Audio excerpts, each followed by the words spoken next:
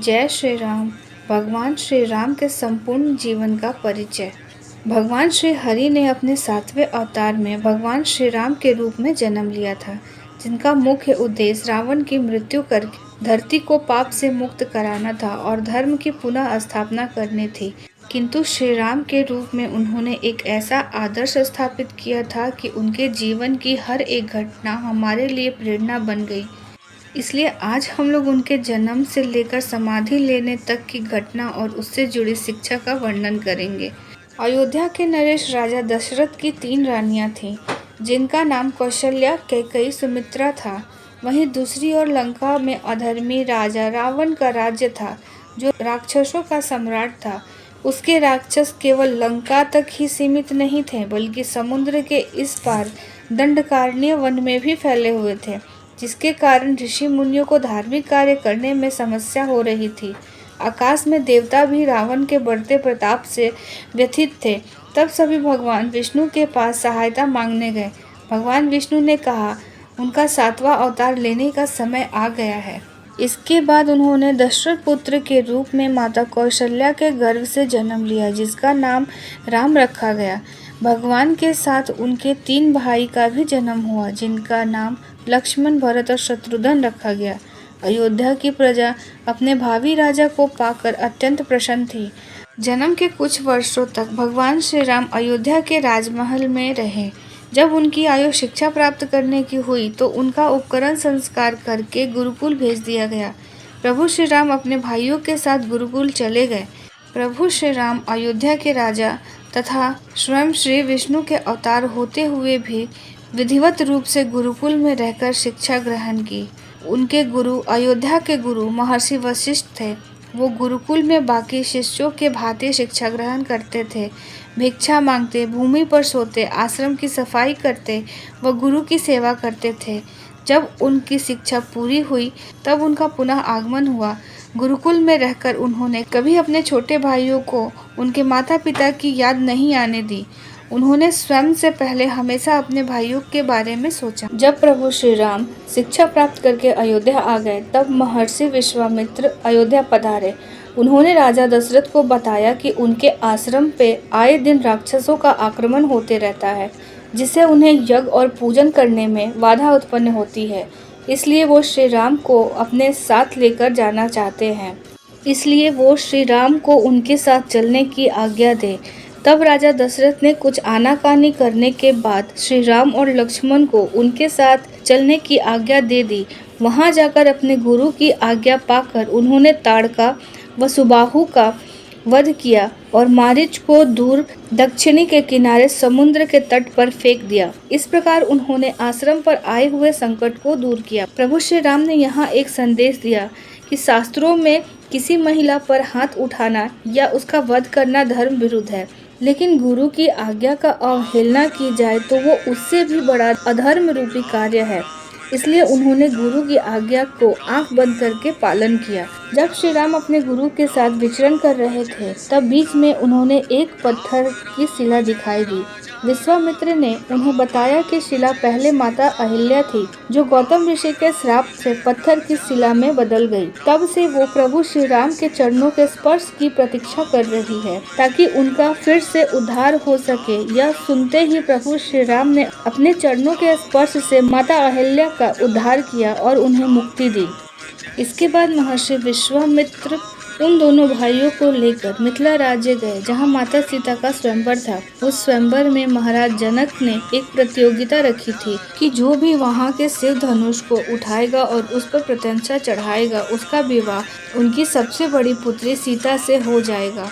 जब श्री राम ने माता सीता को बगीचे में फूल चुनते हुए देखा था, तो उस समय मृत्यु लोक में दोनों का प्रथम मिलन हुआ।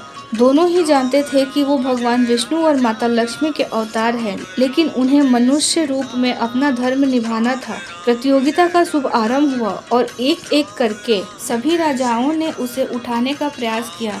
वह शिव धनुष इतना भारी था कि उसे कई लोग उठाकर राज्यसभा में लाए थे। सभा में कोई भी ऐसा बाहुबली न था जो उस धनुष को उठा सके और उस पर प्रत्यंचा चढ़ा सके।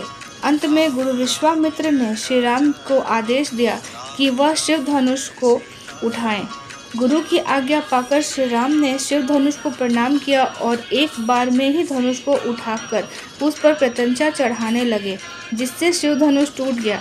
यह देखकर सभी आश्चर्यचकित हुए। इसके बाद श्री राम का विवाह माता सीता से हो गया। उस समय भगवान विष्णु के छठे अवतार भगवान परशुराम भी इस धरती पर उपस्थित थे तथा शिव साधना में लीन थे। जब उन्होंने धनुष टूटने की आवाज सुनी तो वो अत्यंत क्रोध में उस सभा में पहुंचे। इतने क्रोध में देखकर सभी सभासद डर गए। वो शिव धनुष तोड़ने वाले को सामने आकर युद्ध करने की चुनौती देने लगे। इस तरह क्रोधित और श्री राम का अपमान को देखकर लक्ष्मण अपना क्रोध रोक नहीं पाए और उनकी परशुराम से बहस होने लगी। लेकिन इस बीच भी श्री राम ने अपना संयम नहीं खोया और कोई भी कटु वचन नहीं कहा। परशुराम का क्रोध शांत होने के लिए उन्होंने अपना विष्णु अवतार भी दिखलाया। जब परशुराम को पता चला कि भगवान विष्णु के 7वें अवतार का जन्म हो चुका है तथा वो स्वयं श्री राम हैं, तब उनका क्रोध शांत हुआ। विवाह के बाद प्रभु श्री राम ने माता सीता को एक वचन दिया। उस समय एक पुरुष के द्वारा कई पत्नियां रखने का चलन आम था। मुख्यतः उस समय एक राजा की कई पत्नियां हुआ करती थी। स्वयं श्री राम के पिता की 3 पत्नियां थीं, किंतु श्री राम ने माता सीता को वचन दिया। उन्होंने माता सीता को यह वचन दिया कि वो आजीवन किसी पराई स्त्री के बारे में सोचेंगे तक नहीं और जीवन भर केवल माता सीता ही उनकी धर्म पत्नी रहेंगी और कभी भी किसी दूसरी स्त्री को यह अधिकार प्राप्त नहीं होगा। इस प्रकार उन्होंने एक पति और पत्नी का आदर्श स्थापित किया। श्री राम को 14 वर्ष का वनवास। अपने विवाह के कुछ समय बाद उनके पिता ने उन्हें राज्यसभा में बुलाया और उनका राज्याभिषेक करने का निर्णय सुनाया गया। शुरू में श्री राम असहज हुए, लेकिन अंत में उन्होंने अपने पिता की आज्ञा मानकर स्वीकार कर लिया। इसके बाद पूरी अयोध्या नगरी में इसकी घोषणा कर दी गई। पूरी नगरी में उत्सव की तैयारियां होने लगी। अगली सुबह जब उनके पिता राजसभा में नहीं आए, तब उनके पिता उनकी माता कैकेयी के कक्ष में होने का पता चला। उन्हें ज्ञात हुआ कि माता कैकेयी ने राजा दशरथ से अपने पुराने 2 वचनों को मांगा है। कैकेयी ने प्रथम वचन में अपने पुत्र भरत का राज्याभिषेक मांगा है और दूसरे वचन में राम को 14 वर्ष का वनवास मांगा है। उनके पिता यह वचन निभाने में स्वयं को असहाय महसूस कर रहे थे, इसलिए वो अपने कक्ष में बैठकर विलाप कर रहे थे।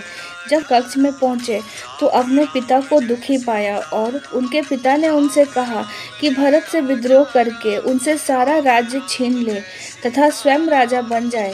प्रभु श्री राम ने इसे असहजता से नकार दिया तथा उन्हें वनवास स्वीकार कर लिया। इसके साथ उन्होंने माता कैकेयी से कहा, यदि उन्हें भरत के लिए राज ही चाहिए तो सीधे उन्हें ही कह देती, वे प्रसन्नता से ये राज्य उन्हें दे देते। श्री राम ने अपने पिता द्वारा दिए गए वचन को निभाने के लिए वनवास जाना स्वीकार कर लिया। उनके साथ उनकी पत्नी सीता ने अपना पति धर्म निभाते हुए वनवास जाने का निर्णय लिया। साथ ही में उनका भाई लक्ष्मण उनके साथ चला और उस समय उनका छोटा भाई भरत और शत्रुघ्न अपने नाना के राज्य कैकेयी प्रदेश में थे, इसलिए उन्हें किसी घटना का ज्ञान नहीं था। जब श्री राम वनवास जाने लगे तब अयोध्या की प्रजा विद्रोह पर उतर आई। अयोध्या की प्रजा ने भरत को अपना राजा मानने से इनकार कर दिया। तब श्री राम ने प्रजा को समझाया और अपने राजा की आज्ञा का पालन करने के लिए कहा। श्री राम ने अपने वनवास जाने के पश्चात भरत को राज्य चलाने के लिए कहा और इससे श्री राम ने यह शिक्षा दी कि के साथ कैसा भी अन्याय हुआ हो, पर उन्होंने अपनी सौतेली माँ कैकेयी और भरत के प्रति कभी भी कोई दुर्व्यवहार नहीं रखा। अयोध्या की प्रजा राजा दशरथ को भी भला बुरा कह रही थी। साथ ही लक्ष्मण भी भरत और कैकेयी को गलत समझ रहे थे। उन्होंने लक्ष्मण को कैकेयी के प्रति सम्मान बनाए रखने के लिए कहा। अयोध्या की प्रजा भी श्री राम के साथ वनवास पर जाने को तैयार हो गई। श्री राम को बार बार आग्रह करने पर अयोध्या की प्रजा उनके पीछे चलती जा रही थी। तब श्री राम ने तमसा नदी के किनारे रथ रोक दिया और वहां विश्राम करने को कहा। अयोध्या की प्रजा भी वहां विश्राम करने के लिए रुक गई। जब सभी सो गए तो प्रातः काल श्री राम जल्दी उठकर अपनी पत्नी सीता और लक्ष्मण के साथ निकल गए। जब प्रजा उठी तो उन्हें पता चला कि श्री राम अपना कर्तव्य निभाने के लिए निकल चुके हैं। तब सभी बहुत निराश हुए और अयोध्या वापस लौट गए। आगे जाकर प्रभु श्री राम अपने मित्र निषाद राज से मिले, जो एक आदिवासी समुदाय के थे। गुरुकुल में दोनों ने एक साथ ही शिक्षा प्राप्त की थी, इसलिए वो दोनों बहुत ही अच्छे मित्र थे। जब निषाद राज को वन में श्री राम के आने का पता चला तो वो अपनी सारी प्रजा को लेकर वहां पहुंचे। उनकी नगरी में विश्राम करने को कहा। उन्होंने तो अपनी नगरी का राजा बनकर 14 वर्ष तक राज्य करने के लिए भी कहा था, परंतु श्री राम ने उनका राज्य में रहना और राज्य करने से भी मना कर दिया। अपने पिता के अनुसार 14 वर्ष तक वन में ही रहना होगा और किसी भी नगर में प्रवेश करना निषेध था। इसलिए उन्होंने निषाद राज का निमंत्रण अस्वीकार कर दिया। तब श्री राम के लिए वहीं वन में व्यवस्था की गई। श्री राम अपनी पत्नी सीता और भाई लक्ष्मण के साथ जमीन पर ही सोए। यहाँ ध्यान देने वाली बात है कि लक्ष्मण भाई के सेवा में इतने लीन थे कि वो रात्रि को सोते भी नहीं थे। उन्होंने दिन में श्री राम और माता सीता की सुरक्षा और रात्रि में पहरा देने का निर्णय लिया था, इसलिए स्वयं लक्ष्मण 14 वर्ष तक सोए तक नहीं थे। वनवास का मतलब ही होता है अपने सभी राजसी वस्त्र, सुख, वैभव को त्याग कर एक वनवासी की भांति वन में अपना जीवन यापन करना। उस समय केवल अस्त्र शस्त्र ही आप अपने साथ रख सकते हैं ताकि स्वयं की रक्षा की जा सके। इसके बाद भगवान श्री राम एक केवट की सहायता से यमुना नदी पार करके आगे बढ़े। श्री राम को भी नदी पार करके उस पार पहुंचना था, किंतु केवट जानता था कि वो नारायण अवतार हैं, इसलिए उन्होंने श्री राम के सामने अहल्या का प्रसंग दोहराया और कहा, कहीं उनके पांव पड़ने से उनकी नौका एक स्त्री में ना बदल जाए। यदि ऐसा हुआ तो उनकी आय का साधन चला जाएगा। इसलिए प्रभु श्री राम को नाव में बिठाने से पहले उनके पांव धोने की शर्त रखी। श्री राम उसकी भक्ति भाव को समझ गए तथा उसे यह आज्ञा दे दी। तब केवट ने पूरे भक्ति भाव से उनकी वंदना की और उन्हें अपने नाव में बिठाकर नदी पार करवा दी। चित्रकूट में श्री राम और भरत का मिलन। नदी पार करके श्री राम अपनी पत्नी और भाई के साथ वन में एक कुटिया बनाकर रहने लगे। कुछ दिन हुए ही थे, उन्होंने देखा अयोध्या का पूरा राज्य परिवार और भरत शत्रुघ्न अयोध्या की पूरी सैनिक वहां आ गए। भरत द्वारा उन्हें अपने पिता की मृत्यु का समाचार मिला।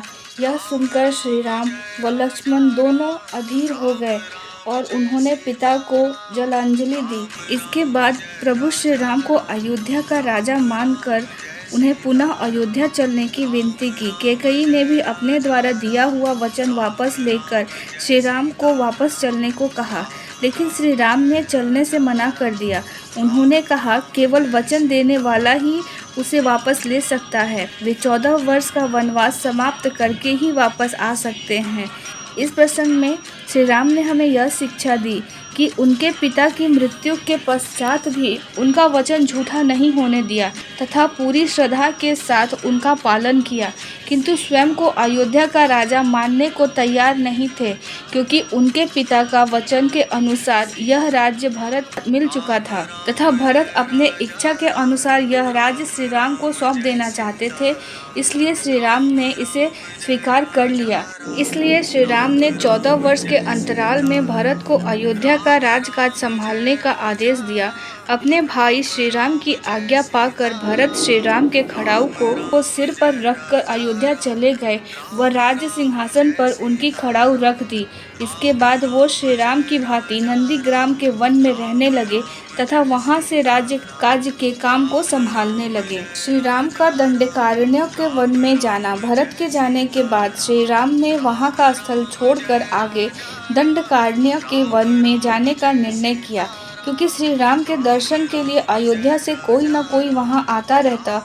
ऋषि मुनियों की साधना में विघ्न उत्पन्न होता, इसलिए श्री राम वहां से आगे निकल के 10 से ज्यादा वर्ष उन्होंने दंडकारण्य के वन में ऋषि मुनियों से भी मिलने तथा उनसे शिक्षा प्राप्त करने और उनका अतिथि सत्कार करने में बिताए। इसके बाद रावण के राक्षस उस वन में ऋषि मुनियों को परेशान करते थे।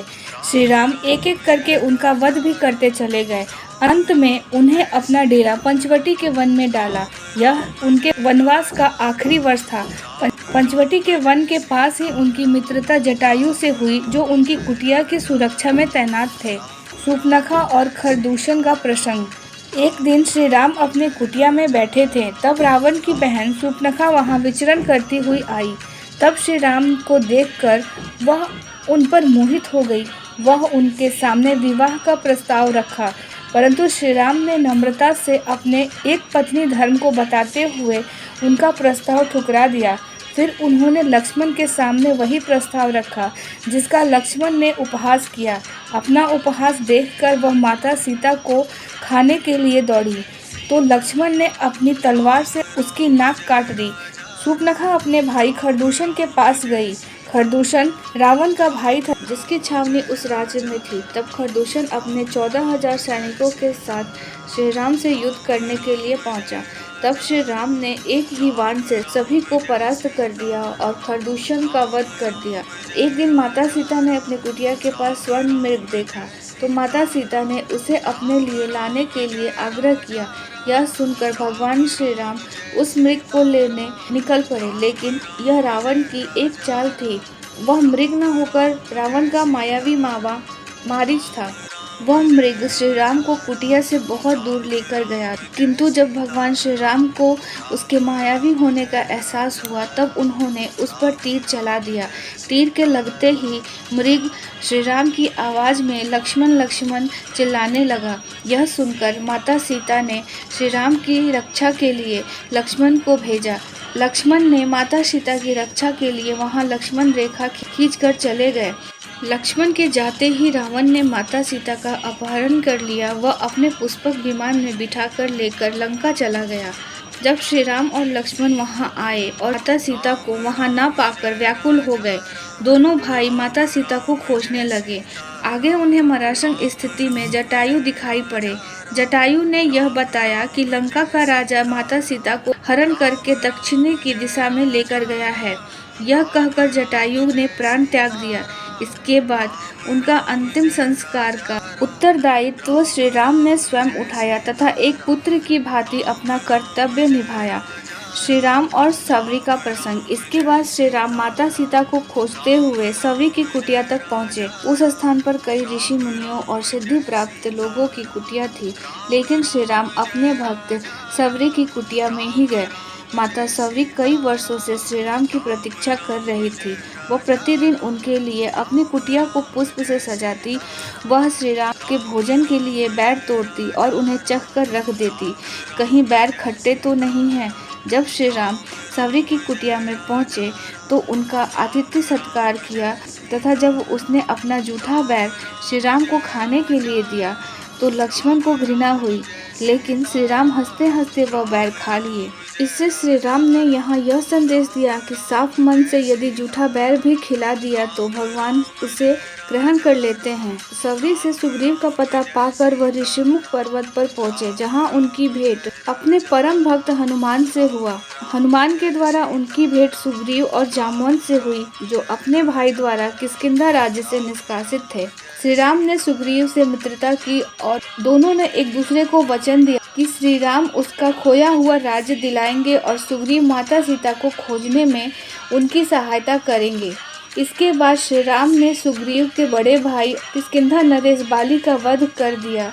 बाली को वरदान था कि बाली के सामने जो भी युद्ध करने जाएगा उसकी आधी शक्ति बाली में चली जाएगी, इसलिए श्री राम ने उसका वध पेड़ के पीछे छुप कर किया।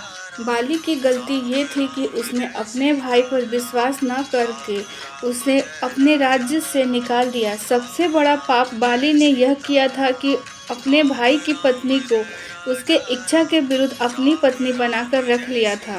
श्री राम के धैर्य का उदाहरण आप इसी से लगा सकते हैं कि सुग्रीव को उनका राज्य सिंहासन दिलाने के बाद भी उन्होंने तुरंत माता सीता की खोज करने से मना कर दिया।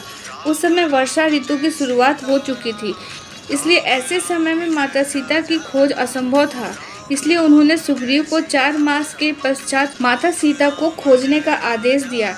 तब तक अपना राज व्यवस्थित करने का आदेश दिया। 4 मास के बाद चारों दिशाओं में वानर सेना को माता सीता की खोज के लिए भेजा गया। कुछ दिनों बाद हनुमान ने दक्षिणी दिशा से आकर माता सीता का पता बताया। माता सीता को रावण ने अपनी नगरी अशोक वाटिका में रखा था। यह सुनते ही श्री राम ने वानरों की सेना को लंका पर चढ़ाई करने का आदेश दे दिया। राम सेतु का निर्माण। संपूर्ण वानर सेना श्री राम के नेतृत्व में समुद्र तट पर पहुंचे। समुद्र तट पर पहुंचने पर समुद्र को पार करने की समस्या आकर खड़ी हो गई। इसके लिए श्री राम ने समुद्र देवता से प्रार्थना की, लेकिन उनके न मानने पर उन्होंने ब्रह्मास्त्र का अनुष्ठान कर लिया। तब समुद्र देव ने प्रकट होकर नल नील नामक वानर को श्राप की सहायता से समुद्र में सेतु बनाने को कहा। नल और नील को यह श्राप था कि उसके द्वारा समुद्र में कोई भी चीज फेंकी जाए तो वह डूबेगी नहीं। तब केवल 5 दिनों में समुद्र पर वानर सेना ने 1000 योजन लंबा सेतु का निर्माण किया। विभीषण का श्री राम के शरण में आना। जब समुद्र पर सेतु का निर्माण का कार्य चल रहा था, तब आकाश मार्ग से रावण का छोटा भाई विभीषण श्री राम के शरण में आया। उन्होंने श्री राम को बताया कि वो विष्णु के भक्त हैं तथा उनके द्वारा सीता माता को लौटाए जाने की बात पर क्रोधित होकर लंका का राजा रावण ने उन्हें राज्य से निष्कासित कर दिया है तथा इसलिए वो श्री राम के शरण में आए हैं।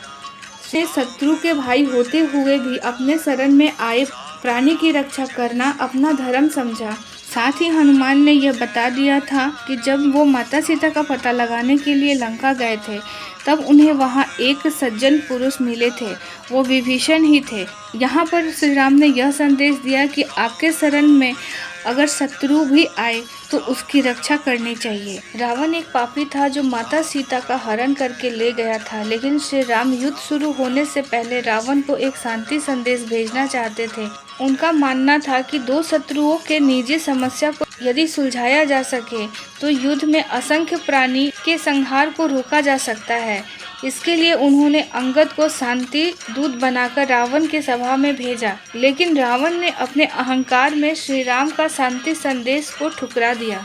इसके बाद श्री राम और रावण के सेना में युद्ध शुरू हो गया। इस युद्ध में रावण के सभी भाई, बंधु, मित्र और योद्धा मारे गए और अंत में रावण की भी मृत्यु हो गई।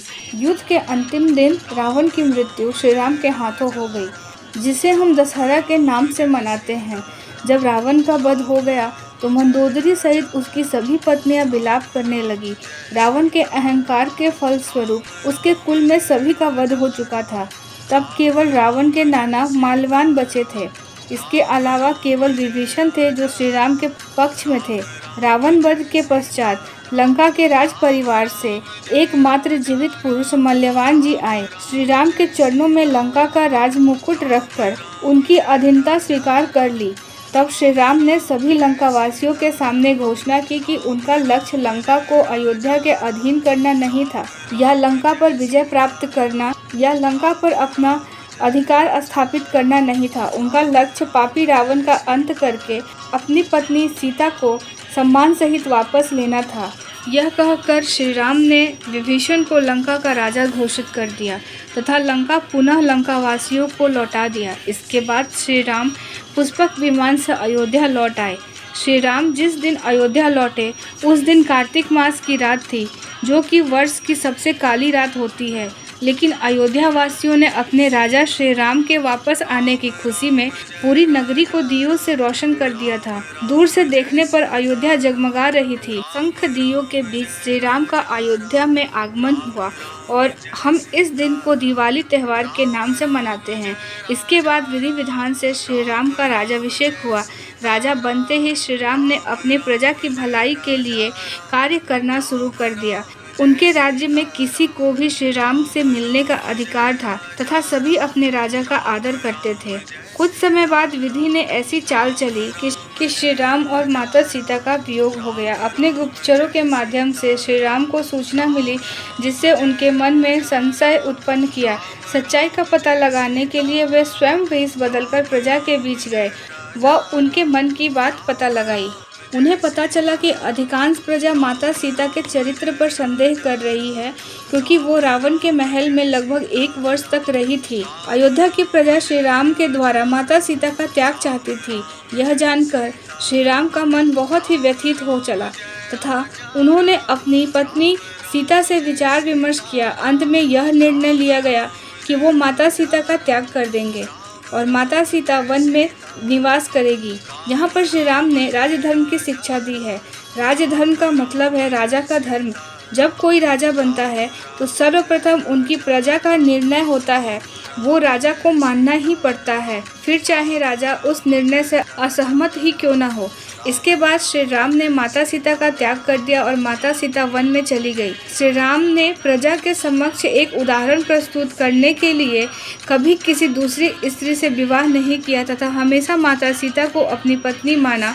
उन्होंने सभी राजसी वस्तुओं का त्याग कर दिया और माता सीता के भांति भूमि पर ही सोते थे। श्री राम का अश्वमेध यज्ञ। कई वर्षों के पश्चात श्री राम ने अश्वमेध यज्ञ का आयोजन किया। इस यज्ञ में राजा के द्वारा एक घोड़ा छोड़ दिया जाता है। वह घोड़ा जहाँ जहाँ जाता है वहाँ वहाँ अयोध्या के शासन के अंतर्गत आ जाती है, ताकि संपूर्ण भारत को एक सूत्र में पिरोया जा सके और युद्ध जैसी स्थिति को टाला जा सके।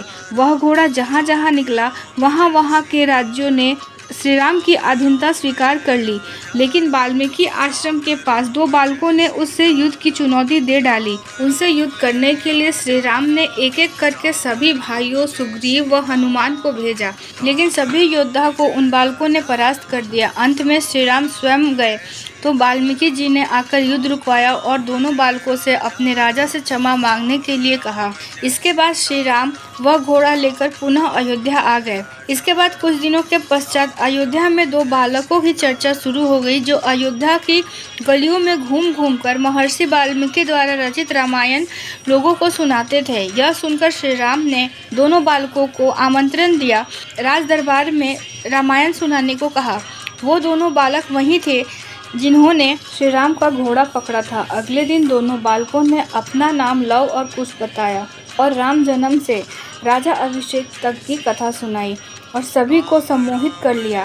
माता सीता के अकेले वन में जाने के बाद की कथा कोई नहीं जानता था, लेकिन उन बालकों द्वारा माता सीता के वन में बिताए जा रहे समय को समक्ष रखा और स्वयं को श्री राम और माता सीता का पुत्र बताया। यह सुनकर सभी लोग आश्चर्यचकित रह गए और श्री राम के अधीर हो गए, लेकिन एक राजा का कर्तव्य निभाते हुए स्वयं माता सीता को राज दरबार में आकर यह बताने के लिए कहा कि दोनों उन्हीं के पुत्र हैं। अगले दिन माता सीता राज दरबार में आई और यह घोषणा किया कि यदि यह दोनों प्रभु श्री राम और उनके पुत्र हैं तो यह धरती फट जाए और माता सीता उसमें समा जाए। यह सुनते ही धरती फट गई और माता सीता धरती में समा गई। श्री राम यह देखकर माता सीता को पकड़ने के लिए दौड़े, लेकिन बचा नहीं सके। वो विलाप करने लगे और अंततः क्रोधित हो गए। तब भगवान ब्रह्मा ने प्रकट होकर उन्हें उनके असली रूप का ज्ञान करवाया तथा बताया कि अब माता सीता से उनकी भेंट वैकुंठ धाम में होगी। इसके बाद श्री राम का मन शांत हुआ और अंत में उन्होंने अपने पुत्रों को अपना लिया। श्री राम का सरयू नदी में समाधि लेना। माता सीता के जाने के बाद श्री राम ने अयोध्या का राजकाज कुछ वर्षों तक संभाला। इसके बाद उन्होंने अपना साम्राज्य अपने पुत्रों लव कुश और भरत लक्ष्मण शत्रुघ्न के पुत्रों में बांट दिया। वह स्वयं जल समाधि ले ली। समाधि लेने से पहले वो जानते थे कि लक्ष्मण और हनुमान ऐसा उन्हें नहीं करने देंगे, इसलिए उन्होंने हनुमान को पाताल लोक भेज दिया तथा लक्ष्मण को योजना के तहत त्याग कर दिया।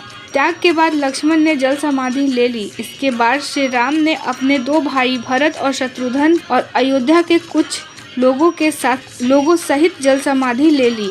वह अपने धाम को पहुंच गए। इस प्रकार श्री राम अपने अवतार के उद्देश्य को पूर्ण कर पुनः अपने धाम को पहुंच गए। जय श्री राम।